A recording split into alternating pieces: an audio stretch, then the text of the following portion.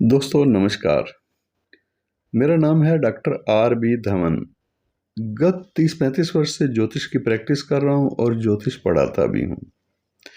दोस्तों आज का विषय ज्योतिष शास्त्र में आत्मकार की पहचान और आत्मकार का महत्व क्या है। एक ग्रह जो आत्मा का कारक है उसी को कहा जाता है आत्मकारक, और ये दो प्रकार से इसकी पहचान की गई है। एक पराशर पद्धति के अनुसार आत्मा का कारक सूर्य है और सूर्य ही हर एक की कुंडली में आत्मा का कारक माना गया है। ये है प्राचीन पराशर पद्धति। सूर्य को आत्मकारक पराशर पद्धति से जैसे माना गया है उसी प्रकार से एक पद्धति है जो जैमिनी पद्धति है। जैमिनी सिस्टम में कोई भी ग्रह आत्मा का कारक हो सकता है, फिर चाहे वो सूर्य हो या चंद्रमा हो या मंगल, बुध, बृहस्पति, शुक्र, शनि और यहाँ तक कि राहु भी आत्मा का कारक हो सकता है। तो ये 8 ग्रहों में से कोई भी ग्रह आत्मा का कारक हो सकता है। लेकिन ये आत्मा का कारक है क्या? आत्म कारक होता क्या है? आत्म कारक का रोल क्या है जन्म कुंडली में? हमें आज के वीडियो में ये जानना है। आत्म कारक ग्रह जन्म कुंडली में सर्वोच्च अंशों वाले ग्रह को कहते हैं, जो कुंडली में राशि को छोड़ करके डिग्रियों में सबसे ज्यादा डिग्रियों वाला होता है। इसमें कुछ विशेषताएं इस प्रकार से होती हैं। आत्मा का वास्तविक स्वरूप और उद्देश्य जानने के लिए ये जीवन के उद्देश्य और आध्यात्मिक प्रेरणा को दर्शाने वाला ग्रह भी है। फिर ये ग्रह, इसका जो महत्व है इस बात में भी है कि ये ग्रह जातक को अपनी आत्मा के कर्मों, उसकी इच्छाओं और आध्यात्मिक विकास के बारे में भी बताता है, सूचित करता है। ये ग्रह ये भी सूचित करता है कि व्यक्ति को जीवन में किन किन क्षेत्रों में सबसे ज्यादा सीखने की आवश्यकता है या संघर्ष करना होगा। प्रगति उस संघर्ष के माध्यम से होगी या सरलता से होगी। फिर यही ग्रह आत्मा का कारक आंतरिक प्रेरणा का स्रोत भी है। आत्मा को किस प्रकार संतुष्टि प्राप्त होती है या हो सकती है। आत्मकारक ग्रह कुंडली के सभी ग्रहों पर राज करने वाला राजा ग्रह माना गया है। इस ग्रह का शेष सभी ग्रहों पर पूर्ण अधिकार और साथ ही साथ नियंत्रण भी रहता है।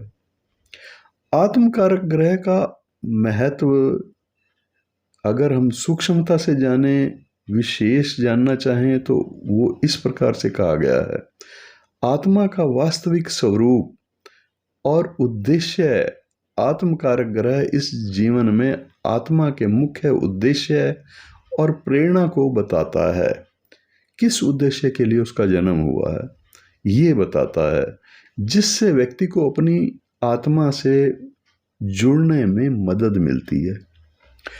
कर्मों का ज्ञान करवाता है। आध्यात्मिक विकास। आत्मकारक ग्रह पिछले जन्मों के उन अधूरे कर्मों को दर्शाता है जिन्हें आत्मा इस जन्म में पूरा करने के लिए जन्मी है, या ऐसे अधूरे कर्मों को दर्शाता है जिन्हें आत्मा इस जन्म में पूरा करना चाहती है। बताता है कि उसे अपने कर्मों से अधिक सीखना होगा। ये ग्रह व्यक्ति के आध्यात्मिक पथ को भी दर्शाता है और बताता है कि किन चुनौतियों को और अनुभवों से गुजरकर आत्मा का विकास हो सकता है। संघर्ष और प्रगति को भी बताता है। जिस भाव या राशि में आत्मकारक ग्रह स्थित होता है वह उस क्षेत्रों को दर्शाता है जहां व्यक्ति को सबसे ज्यादा संघर्ष करना पड़ सकता है, लेकिन साथ ही वहीं सबसे अधिक प्रगति और आत्मिक संतुष्टि भी प्राप्त होती है। आंतरिक प्रेरणा को भी दर्शाता है। आत्मकारक ग्रह ये बताता है कि भौतिक लाभ से परे आत्मा को किस प्रकार इस संसार में संतुष्टि प्राप्त हो सकती है और व्यक्ति को अपने आंतरिक प्रेरणा की ओर निर्देशित भी करता है। कुंडली के सभी ग्रहों पर यह राज करता है। राजा ग्रह आत्मकारक कहलाता है। आत्मकारक ग्रह कुंडली के सभी ग्रहों पर राज करता है। इस ग्रह का शेष सभी ग्रहों पर पूर्ण अधिकार और नियंत्रण रहता है। जीवन में अगर हम संक्षिप्त रूप से जाने तो आत्मकारक ग्रह व्यक्ति को स्वयं को समझने और अपने जीवन के गहरे अर्थ को जानने और अपनी आत्मा के उद्देश्य को जानना और पूरा करने के लिए एक प्रकार से मार्गदर्शक की भूमिका निभाता है, मार्गदर्शक है। अब आगे जानते हैं आत्मकारक ग्रह क्या है। आगे बढ़ने से पहले अगर आपको मैं ये कहूँ कि आपको ये जानकारी महत्वपूर्ण लगी तो इस वीडियो को लाइक कीजिए और शेयर कर लीजिए अपने मित्रों को। अगर आप चैनल पर नए हैं तो अवश्य हमारी हौसला बढ़ाई के लिए चैनल को सब्सक्राइब कर लीजिए। आत्मकारक ग्रह क्या है, आइए इस ओर फिर बढ़ते हैं। आत्मा की कभी मृत्यु होती नहीं है। भगवान श्री कृष्ण ने भी गीता में यही कहा है, हमारे सभी आचार्य भी कहते हैं, ऋषि मुनि सभी यही कहते हैं, आत्मा की कभी मृत्यु होती नहीं है। इसी कारण उसका पुनर्जन्म होता रहता है। इस सिद्धांत का अगर अनुसरण करें तो पता चलता है कि आपके पूर्व जन्मों में जो कार्य अधूरे रह गए थे और जिनका कर्मफल भोगना शेष रह गया है, आपकी आत्मा ने उन्हीं कर्मफल को भोगने और अधूरे कार्य या उद्देश्य को पूर्ण करने के लिए ही पुनर्जन्म लिया है। और अधूरे कार्य किस प्रकार के हैं, उसकी पहचान कैसे होगी? आपकी कुंडली में आत्मकारक ग्रह की प्रकृति से ही उसकी पहचान होगी। आत्मकारक ग्रह के माध्यम से जातक अपनी आत्मा के उद्देश्य, इच्छा और अन्वेषण शक्ति को जान सकता है, अन्वेषण कर सकता है। इस धरती पर हर मनुष्य का जन्म किसी न किसी एक उद्देश्य को लेकर हुआ है। जो मनुष्य धर्म, अर्थ, काम और मोक्ष के मार्ग पर सफल हुए हैं वे अपने उद्देश्यों को समझते थे और पुरुषार्थ चातुष्टय को प्राप्त करने के लिए उनके अनुसार कार्य करते थे। हालांकि अधिकांश लोग अपने जीवन के इन उद्देश्यों को नहीं जानते और लक्ष्यहीन होकर भटकते भी हैं, जिससे न केवल उनका जीवन निरर्थक होता है बल्कि वे प्रकृति द्वारा प्राप्त अवसर भी गंवाते रहते हैं। परंतु आपको ये जानकर आश्चर्य होगा कि ज्योतिष शास्त्र आपको अपने जीवन का उद्देश्य और उद्देश्य को खोजने और आगे बढ़ने में मदद करता है।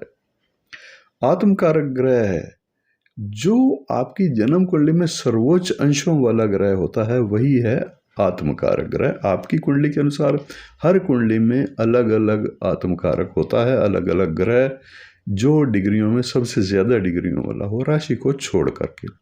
तो आत्मकारक ग्रह आपकी आत्मा की प्रकृति को भी दर्शाता है। सरल शब्दों में अगर समझें तो आत्मकारक ग्रह आपकी आत्मा का प्रतिनिधि ग्रह है जो उन कर्मों को वर्णित करता है जिन्हें आप इस जन्म में करने के अधिकारी हैं और जो कर्म पिछले जन्म में अधूरे रह गए थे। आपकी आत्मा के पुनर्जन्म का उद्देश्य और इस जन्म में उस उद्देश्य को कितना आप क्रियान्वित करते हैं, कर सकते हैं, कर पाते हैं, ये आपके आत्मकारक ग्रह पर निर्भर करता है। इसीलिए अपनी आत्मा के उद्देश्य की पूर्ति के लिए अपने आत्मकारक ग्रह की शक्ति को समझना होगा, जानना होगा, समझना आवश्यक होगा।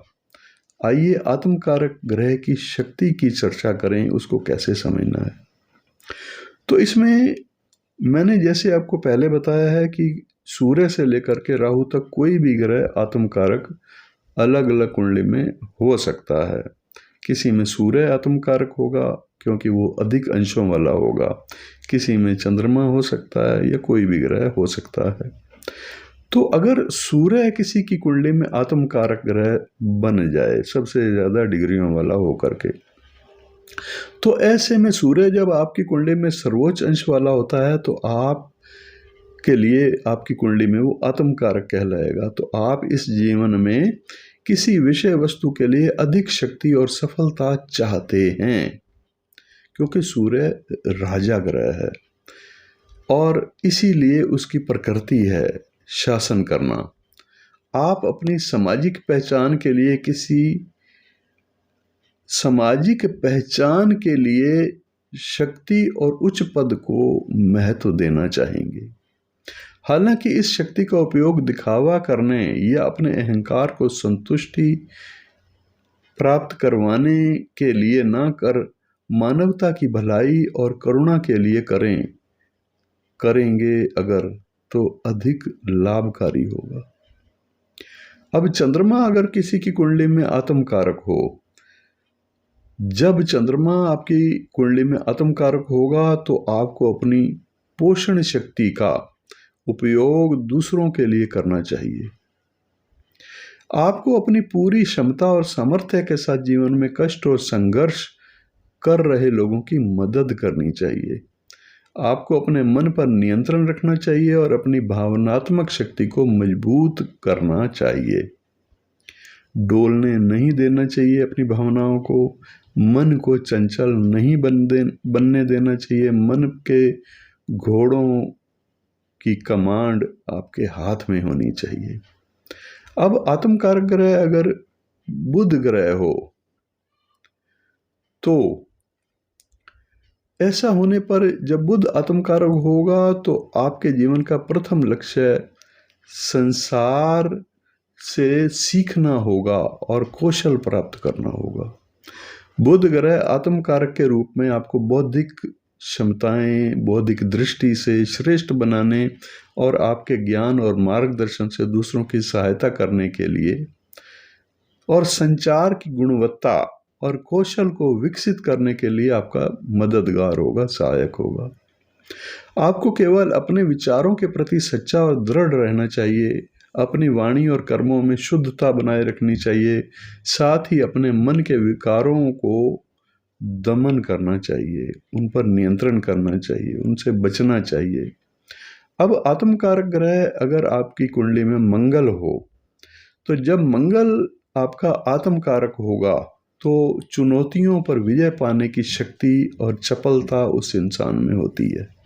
हालांकि ऐसे में आपको अपनी आक्रामकता और क्रोध को नियंत्रण करना होगा और अपनी सकारात्मक ऊर्जा को लोगों की भलाई के लिए लगाना सीखना होगा। जितना अधिक आप अपनी आक्रामकता को अहिंसा और आत्मलचीलेपन की ओर मोड़ेंगे, आपका जीवन धीरे धीरे उतना ही सुंदर होता चला जाएगा। आत्मकारक ग्रह अब अगर शुक्र हो, जब किसी कुंडली में शुक्र आत्मकारक होता है तो ये उसको स्वाभाविक रूप से रचनात्मक और कलात्मक बनाता है। हालांकि धीरे धीरे ऐसे में आप प्रेम का सही अर्थ समझेंगे और कामुकता और विलासिता से अधिक रिश्तों को महत्वपूर्ण मानेंगे।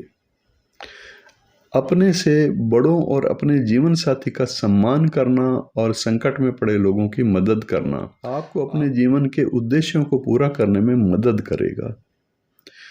अब आत्मकारक ग्रह अगर बृहस्पति हो किसी कुंडली में, जब बृहस्पति कुंडली में आत्मकारक होगा तो आपको उच्च ज्ञान प्राप्त करने में सहायक होगा, सहायता प्राप्त होती है। जब आप अपने से बड़ों, अपने शिक्षकों, गुरुओं द्वारा सिखाए गए सिद्धांतों और आचार विचारों को पालन करना आरंभ कर देंगे तो आपको समाज और कुटुंब से अधिक सम्मान और प्रसिद्धि प्राप्त होने लग जाएगी। आपको संकटग्रस्त बच्चों की देखभाल करनी चाहिए और अपने स्वयं के बच्चों की अच्छी देखभाल करनी चाहिए।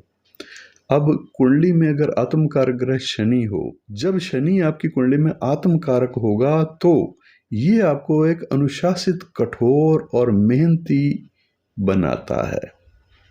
आप न केवल अपने दर्द से बल्कि दूसरों के दर्द से भी पीड़ा का अनुभव करते हैं। आपको एक सहज और सुखी जीवन जीने के लिए अपने कार्य क्षेत्र और रिश्तों के बीच संतुलन बनाना अच्छा होगा। इसके बाद राहु अगर आत्मकारक हो किसी की कुंडली में, तो आत्मकारक ग्रह अगर राहु हो, यदि राहु आपकी कुंडली में आत्मकारक है तो अनेक लोगों के द्वारा धोखा दिए जाने की संभावना रहती है। हालांकि देर सवेर आपका रुझान आध्यात्मिकता की ओर भी चला जाता है, धीरे धीरे आध्यात्मिकता की ओर भी ले जाता है ये राहु। तो ये था आज का वीडियो जिसमें आपने समझा कि चर आत्मकारक क्या होता है। चर मैंने इसलिए कहा कि बदलता रहता है, इस पद्धति के अनुसार आत्मकारक कोई भी हो सकता है। स्थिर आत्मकारक पराशर पद्धति में बताए गए हैं, उनका स्वभाव और प्रकृति अलग प्रकार से उसको विश्लेषण करने की ज़रूरत होती है और उसको समझना होता है। लेकिन ये जो जैमिनी पद्धति में बताया गया है चर आत्मकारक बड़ा ही महत्वपूर्ण है, और ये कुंडली में देख करके इससे हमें समझना होगा कि हमारे जीवन का लक्ष्य क्या है, हमारा जन्म हुआ किस उद्देश्य के लिए हुआ है, कौन से ऐसे कर्म हैं जो हमें अभी करने शेष हैं। कैसा लगा आपको आज का ये वीडियो? अच्छा लगा तो ज़रूर लाइक और शेयर कर दीजिएगा। चैनल पर नए हैं तो अवश्य आप चैनल को सब्सक्राइब कर लीजिएगा, क्योंकि बड़ी ही महत्वपूर्ण जानकारियाँ अक्सर मैं नक्षत्रों से संबंधित या ग्रहों से संबंधित इस चैनल पर देता रहता हूँ। दोस्तों, अगर आप जन्म कुंडली का विश्लेषण चाहते हैं, जन्म कुंडली दिखाना चाहते हैं, तो उसके लिए आप मेरे दिए गए व्हाट्सएप नंबर पर संपर्क करके समय ले लें, यानी अपॉइंटमेंट ले लें, और फीस की पूछताछ भी आप कर सकते हैं। आज के लिए इतना ही, फिर मिलते हैं और विशेष महत्वपूर्ण जानकारियों के साथ फिर मिलेंगे। नमस्कार।